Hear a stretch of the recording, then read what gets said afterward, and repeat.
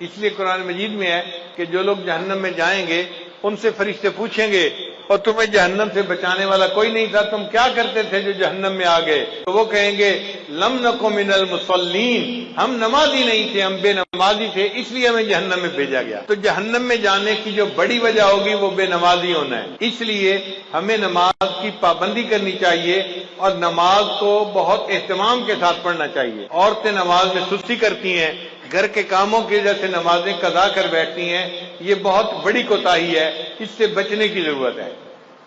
اور ایک نقطہ یاد کر لیجئے کہ اگر نماز پڑھنا اور یا کوئی کام کرنا دو آپشن سامنے آئیں تو ہمیشہ نماز پہلے پڑھیں، کام کو پیچھے چھوڑیں۔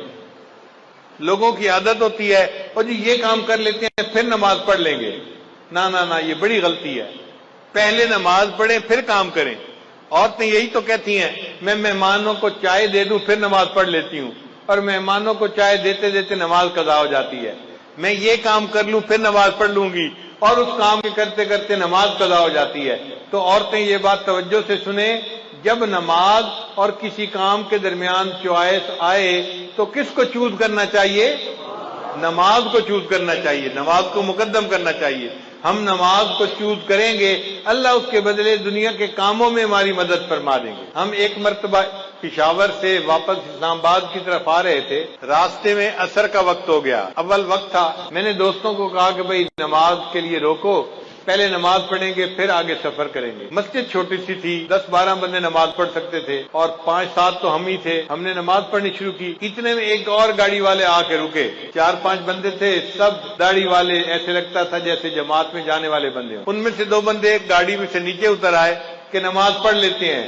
ایک نے کہا یار چھوٹی سی مسجد ہے، تنگی ہوگی، آگے کوئی 50 میل کے فاصلے پہ ایک بڑی مسجد ہے، وہاں جا کے نماز پڑھیں گے۔ تو اس کے کہنے پہ جو مسجد میں آئے تھے وہ بھی واپس چلے گئے اور وہ گاڑی والے چلے گئے۔ ہم نے نماز پڑھی، نماز پڑھ کے ہم اسلام آباد کی طرف روانہ ہوئے۔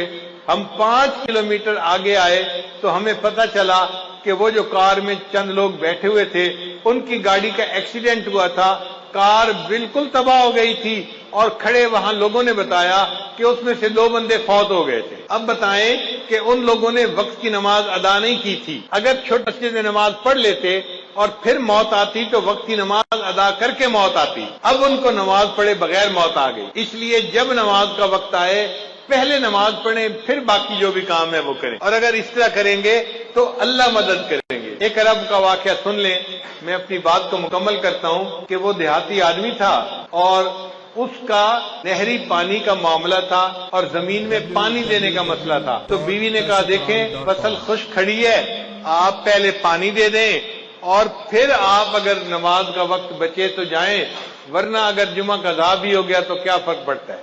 اس نے کہا ہرگز نہیں، میں جا کے جمعہ پڑھوں گا اور پھر بعد میں آ کے دیکھوں گا پانی کا وقت بچتا ہے یا نہیں بچتا۔ دونوں وقت ایک جیسے تھے، ادھر جمعے کا وقت تھا، ادھر پانی کا وقت تھا۔ خیر بیوی چپ ہو گئی۔ اب جب وہ جمعے کے لیے نکلنے لگا نا تو پتہ چلا کہ ان کا جو اونٹ تھا وہ کہیں بھاگ گیا تھا۔ تو بیوی نے پھر شور مچایا، دیکھیں ہمارے پاس اونٹ اتنا قیمتی ہے، سواری کے کام آتا ہے، اور ہم دوسرا اونٹ تو خرید نہیں سکتے، اونٹ کہیں کھل کے چلا گیا ہے، ابھی تو قریب ہوگا، آپ اونٹ کو ڈھونڈ لیں مل جائے گا، جمعہ بعد میں پڑھ لینا، زور پڑھ لینا اور اونٹ کو تلاش کر لینا۔ اس نے کہا کہ نہیں، میں پہلے جمعہ پڑھوں گا بعد میں آ کے اونٹ کو تلاش کروں گا۔ وہ بندہ خیر جمعہ پڑھنے چلا گیا۔ اللہ کی شان دیکھیں، جب جمعہ پڑھ کے گھر واپس آیا کیا دیکھتا ہے کہ اونٹ دروازے کے اوپر بندھا ہوا ہے۔ اس نے بیوی سے پوچھا یہ اونٹ کیسے آیا؟ بیوی کہنے لگی میں گھر بیٹھی آٹا گوندھ رہی تھی کہ مجھے باہر کتوں کے بھونکنے کی آواز آئی، میں نے گھر کا دروازہ کھول کے دیکھا تو میں نے دیکھا کہ 4-5 کتے اس کے پیچھے لگے ہوئے تھے اور یہ اونٹ بھاگتا ہوا اپنے گھر واپس آ رہا تھا۔ جب یہ دروازے کے قریب پہنچا تو میں نے اس کی مہار پکڑ کے دروازے کے ساتھ باندھ دیا، اللہ نے کتوں کے ذریعے سے اونٹ کو ویسے ہی گھر پہنچا دیا۔ اس نے کہا چلو اللہ نے میرا ایک کام تو کر دیا، اب میں جاتا ہوں اور جا کے زمین کو پانی بھی لگاتا ہوں۔ اللہ کی شان جب وہ پانی لگانے کے لیے گیا تو کیا دیکھتا ہے، اس کی پوری زمین کو پانی لگا ہوا ہے۔ وہ بڑا حیران کہ یہ پانی کیسے لگ گیا میری زمین کو۔ ابھی وہیں کھڑا تھا کہ اس کا جو ہمسایہ تھا نا دیہاتی، وہ آیا زمیندار اور کہنے لگا بھئی مجھے معاف کرنا، میں نے اپنی زمین کو پانی لگانا تھا، میرا نمبر پہلے تھا، آپ کا نمبر بعد میں تھا۔ جب میں نے اپنی زمین کو پانی لگایا تو میرے اور تمہارے زمین کے درمیان جو سوراخ بنا ہوا تھا نا وہ کھلا ہوا تھا، مجھے اس کا پتہ نہیں تھا، میں اپنی زمین کو پانی لگاتا رہا، جب لگا کے دیکھا تو تمہاری زمین کو پورا پانی لگ چکا تھا۔ اللہ نے جمعہ کی نماز پڑھنے کے بدلے اس کی زمین کو پانی بھی لگوا دیا اور اس کے اونٹ کو بھی واپس گھر پہنچا دیا۔ ہم اگر نماز پڑھیں گے اللہ تعالی ہمارے کاموں کو سنواریں گے اور ہماری سرپرستی فرمائیں گے، اس لیے نماز کو اہمیت دینی چاہیے اور ہرگز قضا نہیں کرنی چاہیے۔ میری زندگی تو فراق ہے وہ ازل سے دل میں مکیں سہی، اللہ تعالیٰ ازل سے ہے دل میں مگر دنیا میں ہے تو فراق نہ۔ میری زندگی تو فراق ہے وہ ازل سے دل میں مکیں سہی، وہ نگاہ شوق سے دور ہے رگے جاں سے لاکھ کریں سہی۔ بندہ دعا مانگتا ہے اللہ ہمیں اپنے گھر کا دیدار عطا فرما، حج عمرے کی سعادت عطا فرما۔ کئی مرتبہ سعادت نہیں ملتی تو شاعر کہتا ہے تیرا در تو ہم کو نہ مل سکا تیرے راہ گزر کی زمیں سہی، تیرا در تو ہم کو نہ مل سکا تیرے راہ گزر کی زمیں سہی، ہمیں سجدہ کرنے سے کام ہے جو وہاں نہیں تو یہیں سہی۔ اللہ سجدہ کرنا ہے نا، وہاں جا کے نہیں کر سکے تو یہاں تجھے سجدہ کرتے ہیں۔ اور آخر پہ کہتے ہیں سرے طور ہو سرے حشر ہو ہمیں انتظار قبول ہے۔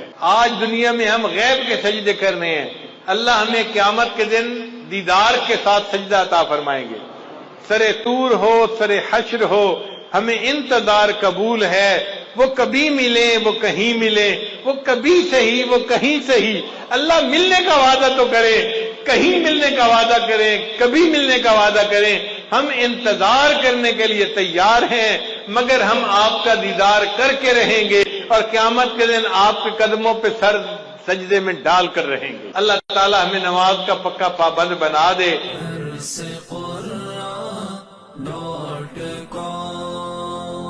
www.darsequran.com